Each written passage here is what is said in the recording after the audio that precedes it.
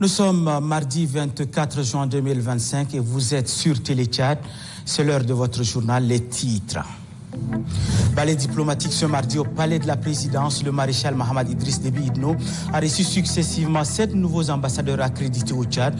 Tous sont allés présenter leur lettre de créance au chef de l'État. Dans le cadre de la construction des routes, le ministère des Infrastructures expérimente de nouvelles techniques sur l'axe Kilmen-Djamena-Fara, des techniques de construction des routes durables et praticables en toute saison. C'est tout pour le sommaire. Une fois de plus, bonsoir et bienvenue dans votre journal. Le Tchad renforce sa présence diplomatique sur l'échiquier international. Ce 24 juin, 7 nouveaux ambassadeurs ont présenté leur lettre de créance au président de la République, maréchal Mohamed Idriss Déby Itno. D'abord, les 3 premiers à franchir le perron du palais Toumaï sont leurs excellences Anako Mohamed du Niger, Dr Fahad Al-Tafiri du Koweït et Willy Niamite du Burundi. Reportage Nassounou Djiti. C'est dans un décor cérémonial des grands jours enrimés aux codes vestimentaires et civilités protocolaires que les 7 nouveaux diplomates accrédités auprès du chef de l'État, maréchal Mohamed Idriss Déby Itno, se sont présentés au palais Toumaï. Le président de la République, ayant à ses côtés la ministre déléguée aux Affaires étrangères, Mme Fatime Aldjine Garfa et ses proches collaborateurs, a mis 2 heures pour recevoir les 7 lettres de créance. Le président du Niger, le général Abdourahmane Tchani, a porté son choix sur un enseignant de carrière ayant un background avéré pour tonifier la coopération bilatérale et surtout défendre les intérêts de Niamey auprès de N'Djamena. Ancien ministre délégué aux Finances, ex-député et dernièrement président du conseil provincial de la ville d'Agadez, Anako Mohamed, promet de mettre tout son capital d'expérience pour renforcer et densifier la coopération fructueuse liant les 2 pays amis et les 2 peuples frères. C'est vraiment un privilège et un honneur pour moi de servir au Tchad. C'est un pays avec lequel on partage la même histoire. C'est un pays voisin d'abord, une longue frontière qui nous sépare. C'est un pays avec lequel on a les mêmes valeurs culturelles. Nous allons renforcer, consolider toute la coopération dans tous les domaines. Le Tchad et le Niger appartiennent à plusieurs organisations. C'est le partage de ces destins communs qui se traduit par l'accréditation d'un ambassadeur extraordinaire auprès du président de la République, chef de l'État, maréchal Mohamed Idriss Déby Itno. C'est de Khartoum, son pays de résidence, que le nouvel ambassadeur extraordinaire et plénipotentiaire de l'État de Koweït, Fahad Al-Tawfiri, s'évertuera à redynamiser la coopération entre Koweït et N'Djamena. En recevant ces lettres de créance, le président de la République l'a encouragé à œuvrer sans relâche au renforcement de la coopération entre le Tchad et son pays, logé dans le Golfe Persique. Le diplomate koweïtien, qui pose pour la première fois ses valises dans la capitale tchadienne, ambitionne de porter la coopération tchado-koweïtienne à un palier stratégique. Pour renforcer l'axe Bujumbura-N'Djamena, le président Évariste Ndayishimiye, dont la proximité avec son frère et ami, le maréchal Mohamed Idriss Déby Itno, se passe de tout commentaire, a nommé William Niamutoué en qualité d'ambassadeur extraordinaire et plénipotentiaire du Burundi au Tchad, avec résidence à Yaoundé au Cameroun. Journaliste de formation, William Niamutoué fut ancien conseiller principal du président Évariste Ndayishimiye en charge de la communication, puis président du Conseil national de la communication. Mon rôle, c'est de ne pas faire reculer ce train qui est déjà en marche. C'est de renforcer ces relations.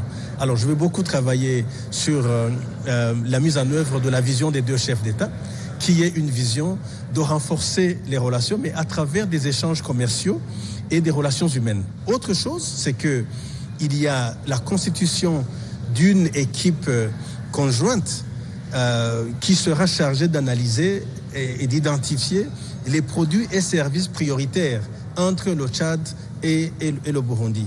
La proximité diplomatique entre le Tchad et le Burundi est un atout pour ces nouveaux diplomates qui souhaitent porter au summum cette coopération bilatérale.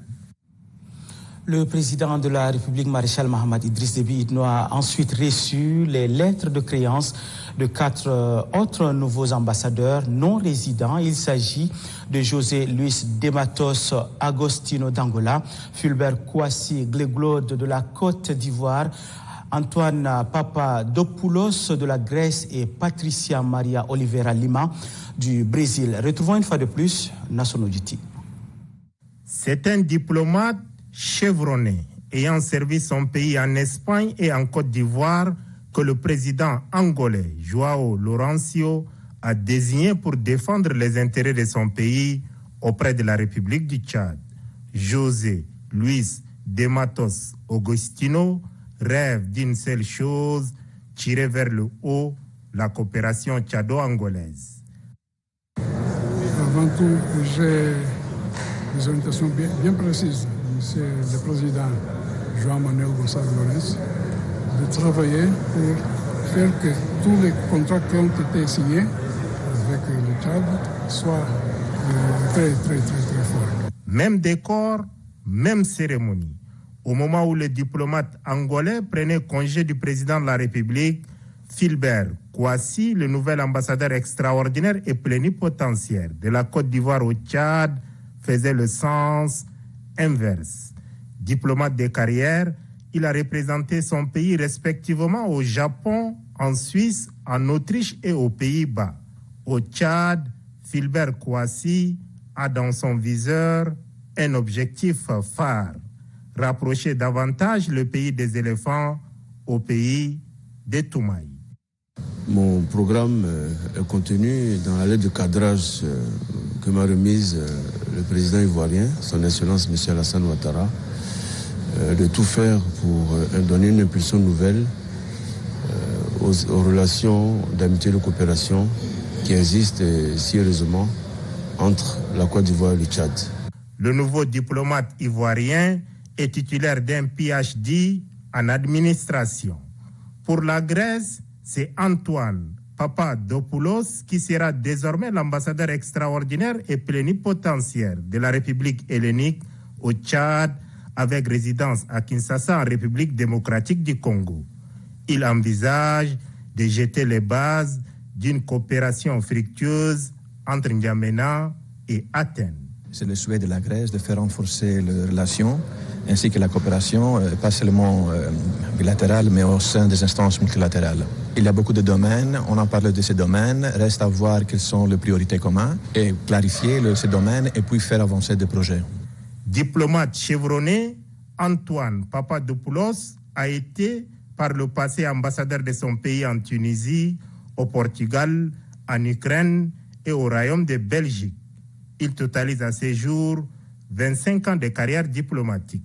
Patricia Maria Oliveira Lima, nouvelle ambassadeur extraordinaire et plénipotentiaire du Brésil avec résidence au Cameroun, est la dernière à remettre ses lettres de créance au président de la République, chef de l'État, maréchal Mohamed Idriss Déby Itno. Brasilia entend passer par cette diplomate pour s'ouvrir à N'Djamena dans le domaine de l'agriculture. Il y a des projets, surtout au niveau de l'agriculture, de la pêche, de l'environnement. On peut travailler ensemble, on peut penser à des projets. Je serai de retour au Tchad, j'espère, Inch'Allah, les mois d'octobre. Donc, j'aurai une idée plus concrète à travailler avec mes collègues du Tchad. Les 4 derniers diplomates ayant présenté leurs lettres de créance au chef de l'État sont tous des non-résidents. Du palais de la présidence, rendons-nous au palais de la démocratie où les députés ont adopté à la plénière de ce mardi 24 juin 2025 la loi portant ratification de la convention de double imposition signée entre la République du Tchad et les Émirats arabes unis. C'est le ministre d'État, ministre des Finances, du Budget, de l'économie, du plan et de la coopération internationale, Tahir Hamid Tenguiline, qui a défendu le projet. La séance a été dirigée par le président de l'Assemblée nationale, Ali Kolotou. Tchaïmi, compte rendu, Remadi, Orion Odette.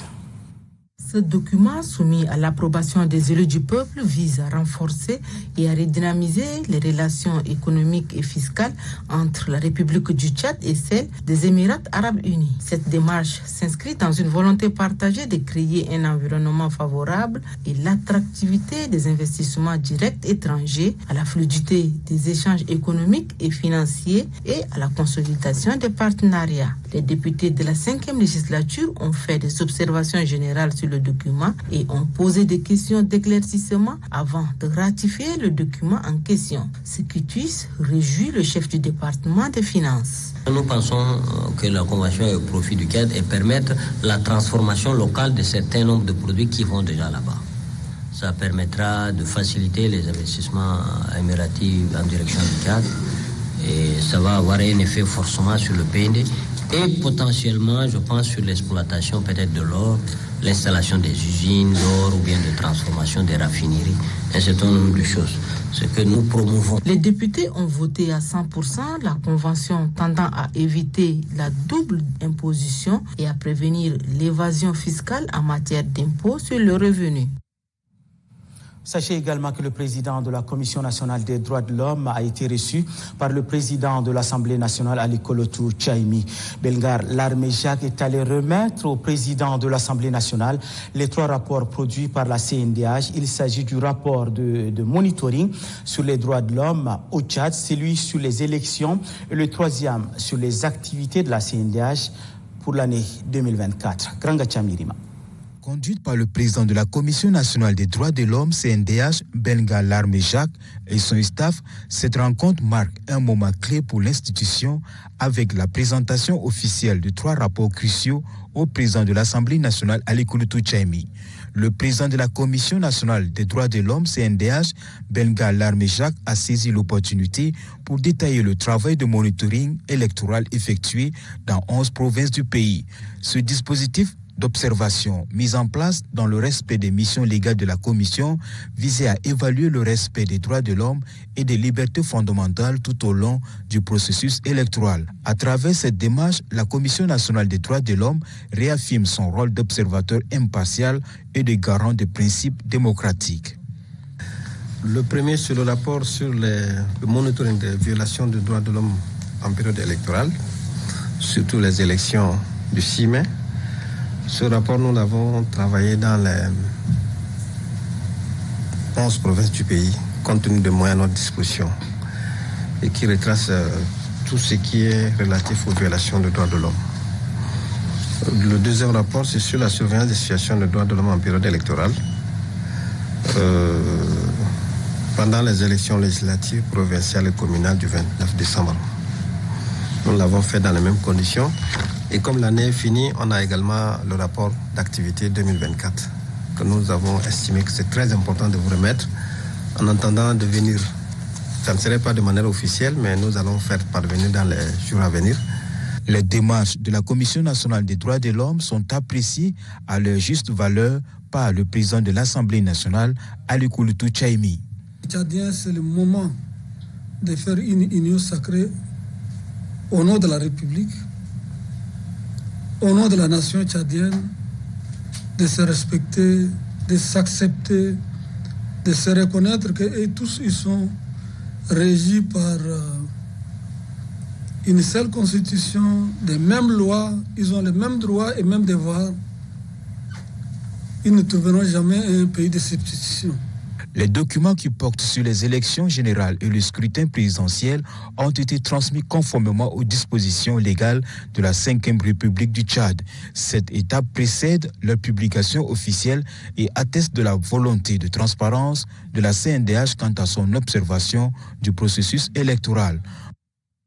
Aussi, sachez que les parlementaires de la CEMAC et les investisseurs marocains ont participé du 16 au 21 juin 2025 à un forum parlementaire sur la coopération économique Maroc-CEMAC. Ce forum a été organisé en partenariat avec la Confédération générale des entreprises marocaines. Baye Gardigina. Plusieurs discours ont pointé cet événement. Le premier du genre est axé sur l'économie en Afrique. Dans son allocution, le président du Parlement de la CEMAC, Évariste Ngamana, a mis l'accent sur l'importance de ce forum. Nous le voulons une plateforme de dialogue, d'échange et de coopération entre les acteurs politiques et économiques du Royaume du Maroc et les membres de la CEMAC, dans le but de mettre en évidence les opportunités de développement et d'intégration économique et d'explorer les moyens d'intensifier le niveau des échanges commerciaux entre les deux parties. À l'issue des travaux, l'honorable Katia Djoumfoun, première secrétaire du Parlement de la CEMAC et chef de la délégation, n'a pas caché sa satisfaction. Les États membres de la CEMAC ont donc besoin des investisseurs au niveau de Maroc afin qu'ils puissent venir donc développer tout le potentiel que les membres de la CEMAC, les pays des membres de la CEMAC ont sur place. Ce grand forum, organisé conjointement par la Chambre des conseils du Maroc, le Parlement communautaire de la CEMAC et avec l'appui de la Confédération générale des entreprises du Maroc, a vu la participation de toutes les délégations parlementaires des pays membres de la CEMAC. Le président du Conseil économique, social, culturel et environnemental, Dr Ahmad Mbodou Mahamat, a aussi rencontré ce mardi les maires des communes d'arrondissement de la ville de N'Djamena. C'était pour leur faire comprendre le rôle, les priorités et les défis que rencontrent les communes. Kamsoul Mahamad Moussa. Pour éviter les prochaines inondations dans la ville de N'Djamena, le président du Conseil économique, social, culturel et environnemental, Dr Ahmad Mbodou Mahamat, a rencontré les 10 maires de communes de la capitale. Rencontre au cours de laquelle le président de cette institution a demandé aux acteurs communaux de jouer pleinement leur rôle en vue de relever les défis. Le problème de l'inondation, c'est le problème d'abord des ingénieurs. C'est un problème qui doit être vu globalement sur l'ensemble du bassin versant qui nous inonde. Le cas de N'Djamena, donc je crois les pistes sont trouvées, nous sommes outillés pour dire à la hiérarchie qu'est-ce qu'il faut faire à court terme, tout de suite pour cette saison, à long terme, pour que l'inondation puisse être positive. Face à cette situation, les maires des 10 communes s'engagent à mettre une stratégie pour contrecarrer ce phénomène naturel. On s'est échangé sur la question autour des sauvées d'inondation. Les maires des communes ont intervenu sur la question vraiment majeure. On n'a pas de ressources. Et voilà, on interpelle vraiment et on fait plaidoyer à l'État de nous intervenir sur cette situation difficile que la saison pluvieuse est à l'horizon. Aujourd'hui, on a débattu uniquement sur la question de l'inondation pour la ville de N'Djamena. L'eau, en tant que telle, c'est une opportunité, mais il faut qu'on arrive à saisir de cette opportunité ensemble. Et comment approcher vraiment avec des méthodes techniques et en impliquant tout le monde avec une politique participative et inclusive. Cette rencontre a permis également aux représentants du Sénat et du représentant de l'Assemblée nationale d'évaluer les dispositifs existants et d'imaginer des solutions innovantes pour lutter contre les inondations. Le ministre de la fonction publique et du dialogue social, Abdoulaye Mbodou Mbami, a reçu l'ambassadeur de Koweït au Tchad, Dr Fahad Al-Tafiri. Le diplomate koweïtien et le ministre de la fonction publique ont échangé sur les relations bilatérales entre son pays et le Tchad. Varelatia. La relation bilatérale entre le Tchad et le Koweït se consolide et se renforce davantage au profit des deux peuples respectifs. Les autorités, quant à elles, se consultent régulièrement dans un esprit mutuel et de collaboration. Ce mardi, le ministre de la fonction publique et du dialogue social, Abdoulaye Mbodou Mbami, a ouvert ses portes à l'ambassadeur de Koweït, Dr Fahad Al-Tafiri. Durant un quart d'heure, les deux personnalités ont échangé largement sur divers sujets, notamment l'éducation, l'agriculture et l'employabilité des jeunes, surtout que le chômage gagne des terrains. Le ministre de la fonction publique s'est réjoui de cette entrevue qui ouvre une nouvelle perspective des partenariats entre son pays et le Koweït. L'ambassadeur de Koweït, à sa sortie de l'audience, est conscient des défis auxquels font face la jeunesse en matière d'accès à l'emploi. Il s'est montré rassurant de voir la concrétisation de ce projet qui, selon lui, demeure un ouf de soulagement pour la jeunesse tchadienne. Varela, vous restez avec nous pour nous dire cette fois-ci que le ministre de l'Élevage et de la Production animale, professeur Abderrahim Awatateib, a lui remis des kits modernes aux bouchers et membres des coopératives de vente des viandes de la capitale. C'est dans le cadre du projet d'appui à la productivité et à la compétitivité des chaînes de valeur, viande et lait au Tchad. Votre reportage. Face aux conditions insalubres de la commercialisation des viandes dans les marchés de la capitale, le ministère de l'Élevage et de la Production animale opte pour de nouvelles stratégies afin de préserver la santé de la population. Et c'est dans le cadre du projet d'appui à la productivité et à la compétitivité des chaînes de valeur, notamment la viande et le lait, que des bouchers et des membres des coopératives sont dotés aujourd'hui des kits modernes. Il s'agit des congélateurs à énergie solaire.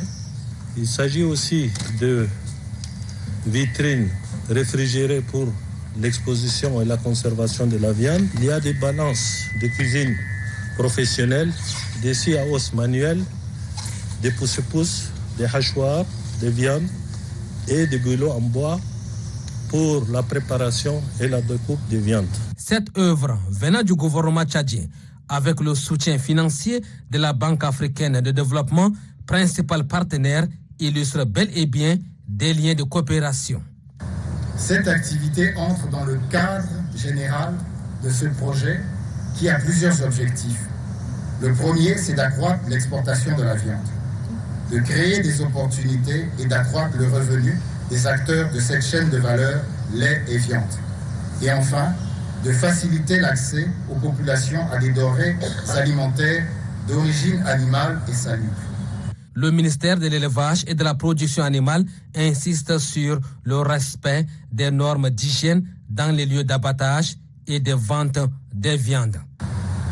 À travers la remise de ces équipements de boucherie modernes, il s'agit non seulement de moderniser les outils de travail des artisans bouchers, mais aussi de garantir des conditions d'hygiène et de sécurité alimentaire optimales en vue d'une transformation respectueuse des normes sanitaires et commerciales.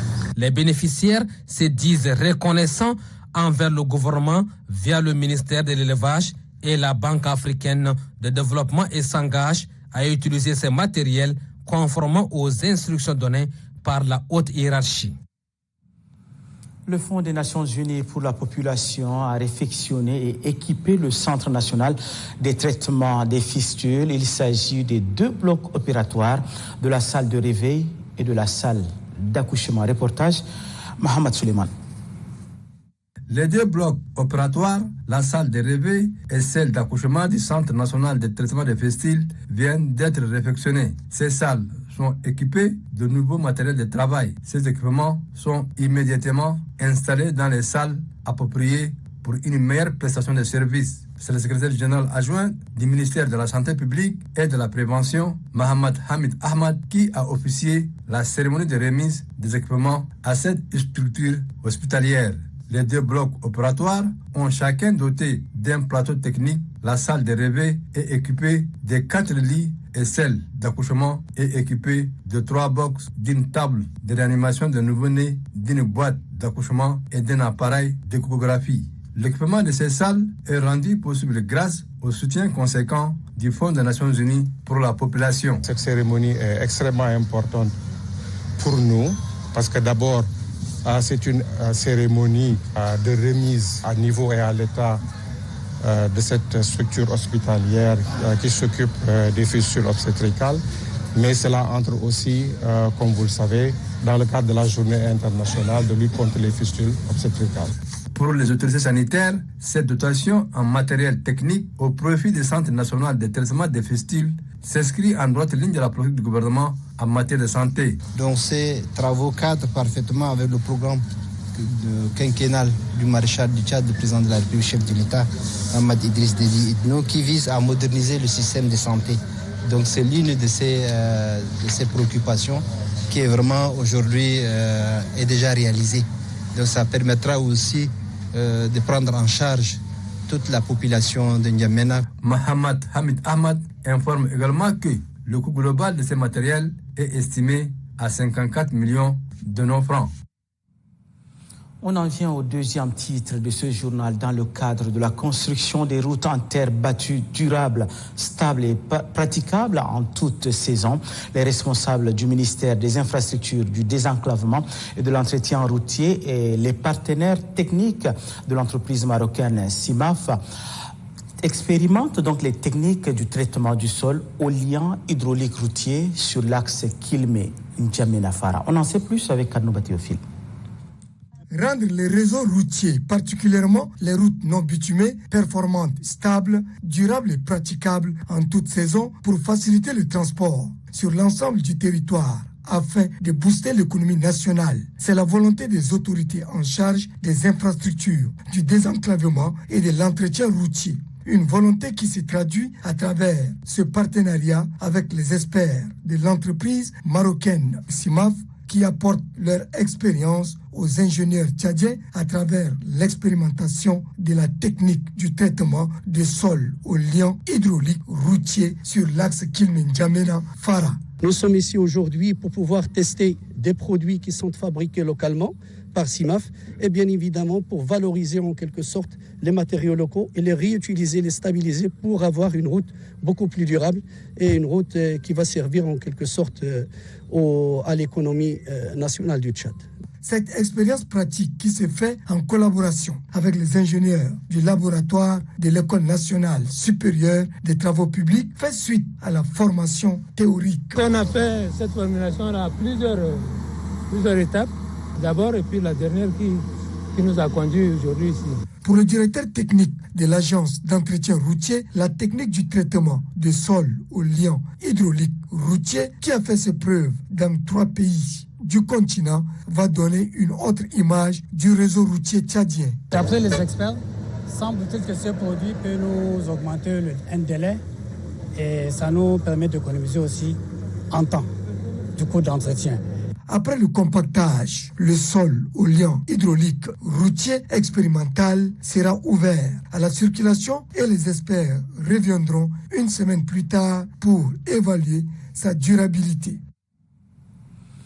Le directeur général de l'École nationale d'administration s'est exprimé à travers la presse. À travers un point de presse, Dr Mohamed Borgo Hassan annonce l'ouverture des concours internes et externes d'accès au cycle normal de l'ENA au titre de l'année 2025-2026. Je vous propose de l'écouter.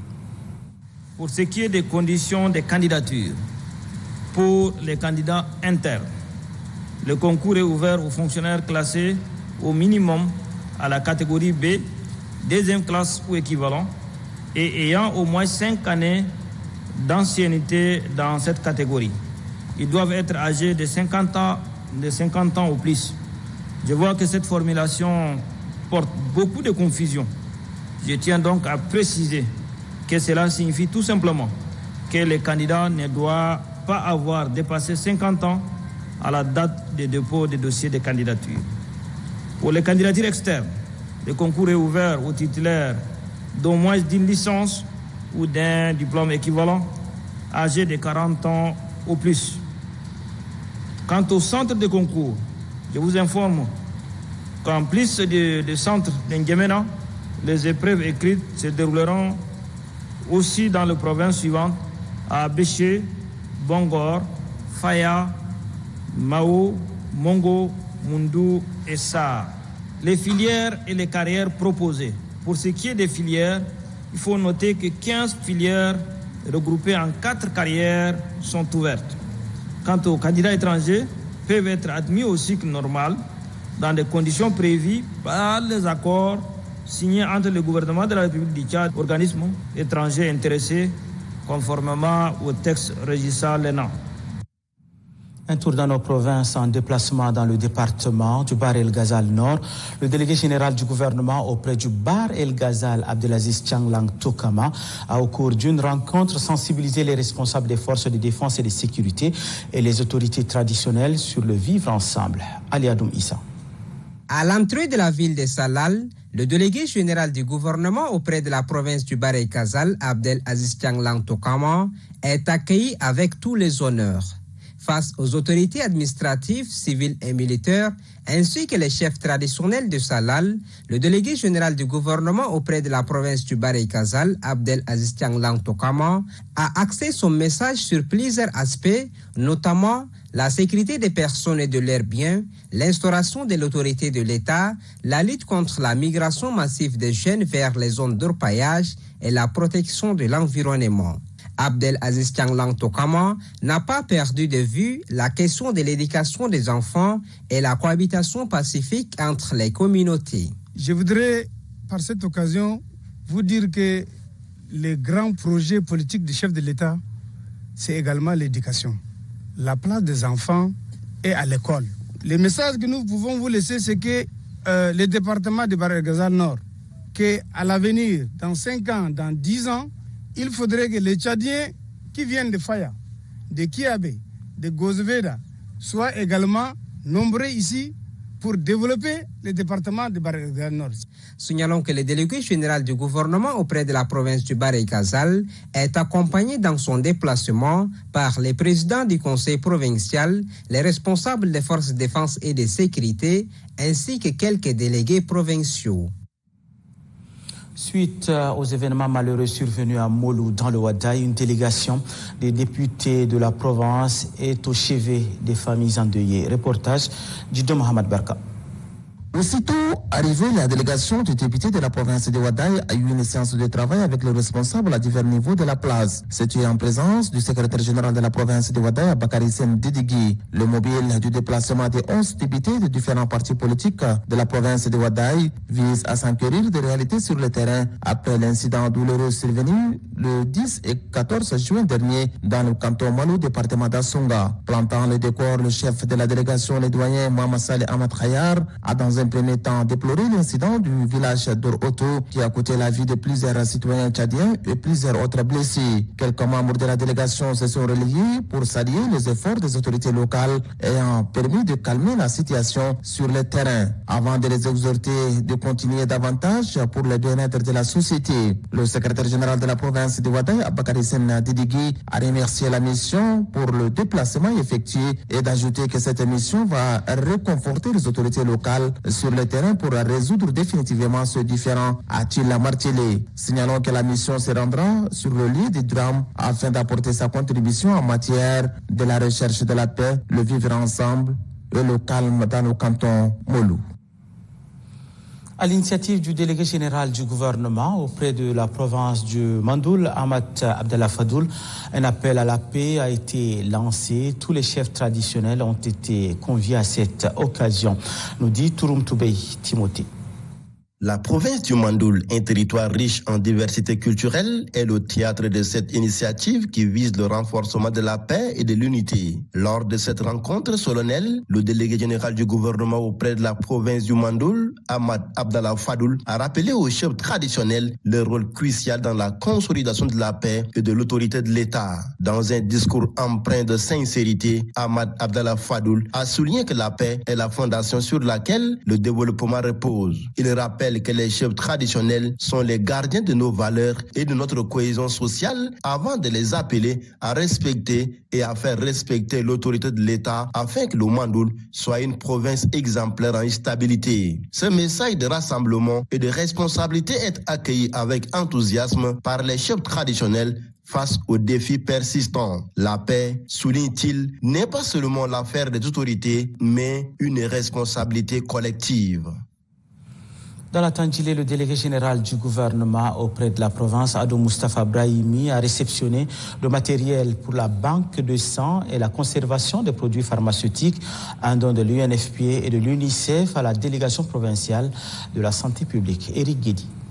Ces matériels destinés à la banque de sang pour la transfusion sanguine sont composés entre autres des réfrigérateurs, des autoclaves, des aspirateurs, des chaises pour donneurs de sang, des blouses de médecins et sages-femmes, des caisses isothermes et des densimètres. À cela s'ajoute 101 caisses isothermes, 303 ports vaccins offerts également par l'UNICEF. Ce don des équipements médicaux modernes vise à renforcer les capacités des structures sanitaires en matière de transfusion sanguine. Cette initiative s'inscrit dans le cadre de la collaboration entre l'UNFPA et le gouvernement tchadien pour améliorer la santé et le bien-être de la population. Le délégué général du gouvernement auprès de la province de la Tondjili, Adou Moustapha Brahimi, a exprimé sa gratitude à l'UNFPA pour son soutien continu au système de santé de la province. Il a saisi l'occasion pour exhorter les bénéficiaires d'en faire bon usage. Nous remercions également le FNIAP et l'UNICEF qui n'ont ménagé aucun effort pour nous fournir ces matériels. Pour mettre à l'aise la population de la Tondjili dans son ensemble sur le plan médical. À cet effet, monsieur le délégué, je vous instruis à suivre de près ces matériels pour que ça soit bien distribué dans les districts sanitaires. Réceptionnant ce don, le délégué provincial de la santé publique et de la prévention de la Tondjili, Dr Adibira Jean-Baptiste, a souligné que ce don témoigne de la volonté manifeste de cette organisation des Nations Unies d'accompagner le ministère de la Santé publique dans l'objectif noble, quel qu'en soit le prix, la vie de la population. La délégation provinciale de la femme du Borkou a, elle, organisé une activité sur le renforcement du système de protection de l'enfance dans la province. Abdallah Djemil.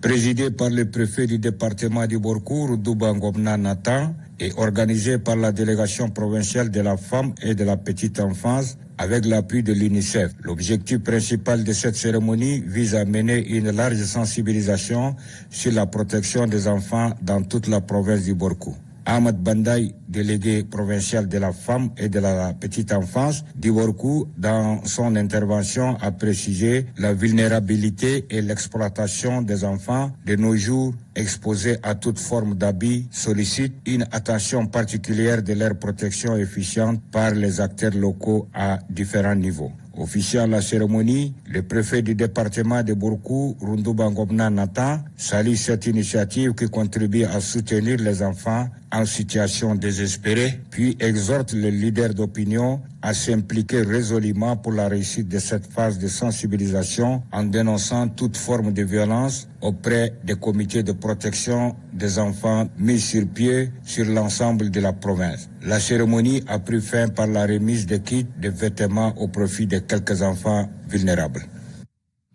Dans la province du Lac, le projet promotion des initiatives de consolidation des organisations de la société civile dans la sous-région du bassin du lac Tchad a été lancé, nous dit Laridi Hortense.